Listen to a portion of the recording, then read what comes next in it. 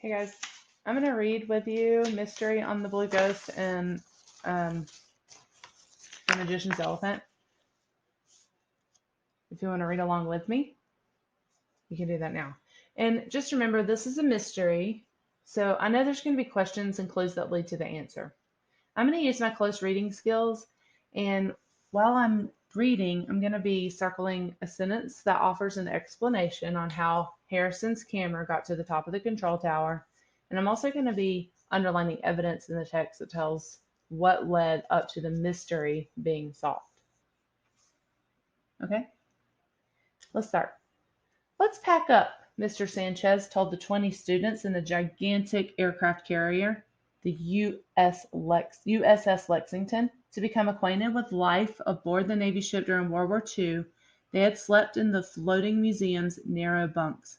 Suddenly, Harrison cried out, "My camera! It's gone!" He emptied his duffel bag and pawed through his possessions. Okay, I'm going to underline that because this is just helping. It's a key event. So he emptied his duffel bag and pawed through his possessions. "When did you last see it?" said Mr. Sanchez. "On the flight deck when we were watching pelicans." Mr. Sanchez sighed. The carrier's flight deck could hold 3 football fields, but at least it narrowed things down. So maybe that could be kind of like a clue or a key event because he last saw it up there. "Maybe the blue ghost took it," teased Victoria.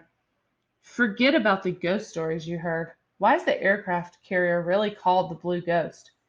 Mr. Sanchez asked. One student answered that during World War II, the USS Lexington was reported to have sunk 4 times, so the Japanese gave it its ghostly nickname. Right now, now to the flight deck. Class, the students trudged up the stairs. Okay, so they're going to the flight deck. That's kind of important because they're moving to a different location. "There it is!" shouted Harrison. He pointed to the control tower, which rose 150 feet high. Dangling from a tall antenna was a silver rectangle. Okay, that could be a clue. "Nobody could have gotten way up there," said Victoria. "Perhaps not, but look!" exclaimed Mr. Sanchez. Near the dangling camera, a pelican flapped lazily toward the outer bay, scanning the water for the silver flash of a tasty fish. This could be an explanation of how the dangling camera got way up there. I'm going to circle that. Okay.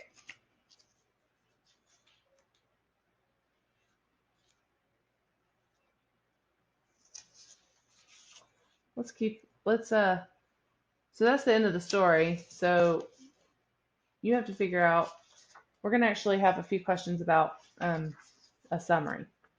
So when you answer these, the first question says that a student wrote the following summary of the story.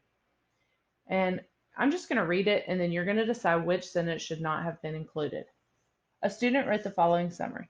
Mr. Sanchez's class visits the aircraft carrier Lexington. When it's time to leave, Harrison can't find his camera. He should have kept the camera in his bag. The class looks for the camera on the flight deck, and they find it dangling from a tall antenna near a pelican. Okay, so pick the sentence that should not be included. Mr. Sanchez's class visits the aircraft carrier Lexington. When it's time to leave, Harrison can't find his camera. He should have kept the camera in his bag. The class looks for the camera on the flight deck. All right, number 2. Which sentence best explains how the mystery was solved? The carrier is called the Blue Ghost because it was reported to have sunk 4 times during World War II. B. The class figured out that the pelican had mistaken the silver camera for a fish. C. Harrison brilliantly realizes the camera was on an antenna. D. Harrison should not have brought his camera with him because it created a big problem. All right, so pick the sentence that best summarizes how the story was solved. And then number 3, write a brief summary of the story Mystery on the Blue Ghost. Include information about characters, setting, and events. This is a little help for you over here. Where does the story take place? So if you include this information, you should have a good summary. Who are the main characters? And what events lead to the mystery being solved? Okay. We're going to read. If you want to push pause while you answer those questions, you can do that. And then when you're ready, we're going to read from The Magician's Elephant by Kate DiCamillo. Okay. I'm going to go ahead and start. And at the end of the century before last, in the market square of the city Baltes, there stood a boy with a hat on his head and a coin in his hand. The boy's name was Peter Augustus Duchesne, and the coin that he held did not belong to him, but was instead the property of his guardian, an old soldier named Vilna Lutz, who had sent the boy to the market for fish and bread. That day in the market square, in the midst of the entirely unremarkable and absolutely ordinary stalls of the fishmongers and cloth merchants and bakers and silversmiths, there had appeared without warning or fanfare the red tent of a fortune teller. Attached to the fortune teller's tent was a piece of paper, and pinned upon the paper in a cramped but unapologetic hand were these words: "The most profound and difficult questions that could possibly be posed by the human mind or heart will be answered within, for the price of 1 florin." Peter read the small sign once and then again. The audacity of the words! Their dizzying promises made it difficult suddenly for him to breathe. He looked down at the coin, the single florin in his hand. "But I cannot do it," he said to himself. "Truly I cannot, for if I do, Vilna Lutz will ask where the money has gone, and I will have to lie, and it's a very dishonorable thing to lie." He put the coin in his pocket. He took the soldier's hat off of his head and put it back on. He stepped away from the sign and came back to it, and stood considering again the outrageous and wonderful words. "But I must know," he said at last. He took the florin from his pocket. "I want to know the truth, and so I will do it. But I will not lie about it, and in that way I will remain at least partly honorable." With these words, Peter stepped into the tent and handed the fortune teller the coin. And she, without even looking at him, said, "1 florin will buy you one answer, and only one. Do you understand?" "Yes," said Peter. He stood in the small patch of light, making its sullen way through the open flap of the tent. He let the fortune teller take his hand. She examined it slowly, moving her eyes back and forth, as if it were a whole host of very small words inscribed there, an entire book about Peter Augustus Duchesne composed atop his palm. "Huh," she said at last. She dropped his hand and squinted up at his face. "But of course, you are just a boy." "I am 10 years old," said Peter. He took the hat from his head and stood as straight and tall as he was able. "And I'm training to become a soldier, brave and true. But it does not matter how old I am. You took the florin, so now you must give me my answer." "A soldier, brave and true?" said the fortune teller. She laughed and spat on the ground. "Very well, soldier, brave and true. If you say so, then it is so. Ask me your question." Peter felt a small stab of fear. What if after all this time he could not bear the truth? What if he did not really want to know? "Speak," said the fortune teller. "Ask." "My parents," said Peter. "What is your question?" said the fortune teller. "They are dead." "Oh, that is your question?" "They are dead." Peter's hand trembled. "That is not my question," he said. "I know that already. You must tell me something that I do not know. You must tell me of another. You must tell me—" The fortune teller narrowed her eyes. "Ah," she said. "Her? Your sister? That is your question? Very well. She lives." Peter's heart seized upon the words. He closed his eyes. He concentrated. "If she lives, then I must find her. So my question is, how do I make my way there, to where she is?" He kept his eyes closed. He waited. "The elephant," said the fortune teller. "What?"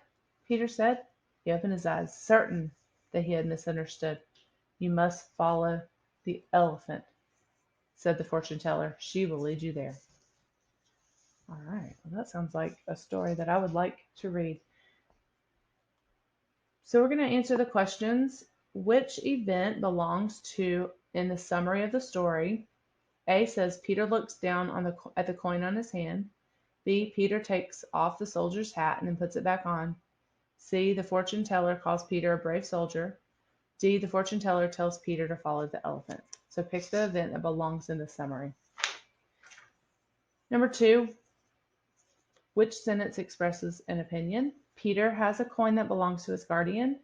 Peter sees a fortune teller's sign pinned to a tent. Peter learns that his sister is still alive. Peter makes a good decision in giving up his coin. Right? Which one's an opinion? Number 3, which sentence best summarizes paragraphs 4 through 6? Peter walks around the fortune teller's red tent. Peter worries about telling a lie to his guardian, Vilna Lutz. Peter has trouble deciding whether to visit the fortune teller. Peter tells himself the truth is definitely worth knowing. So remember, go back to paragraphs 4 through 6. And if I were to go back there, we can just read those real quick. But I cannot do it, he said to himself. Truly I cannot, for if I do, Vilna Lutz will ask where the money has gone, and I will have to lie. And it's a very dishonorable thing to lie. He put the coin in his pocket. He took the soldier's hat off his head and he put it back on. He stepped away from the sign and came back to it and stood considering again the outrageous and wonderful words. But I must know, he said at last. He took the floret from his pocket. I want to know the truth, and so I will do it. But I will not lie about it, and in that way I will remain at least partially honorable. With these words, Peter stepped into the tent and handed the fortune teller the coin. Okay, so remember what summarizes what I just read, paragraphs 4 through 6. And the last question is you're going to write a brief summary of the excerpt, include at least 3 details from the story. So to get full credit, remember these are 20-point questions. The two open-ended questions, 20 points. To get all 20 points, include 3 details. It's a good idea to include quotes. Put quotation marks around it. All right, guys, let me know if you have any questions, and good luck. Have a good week.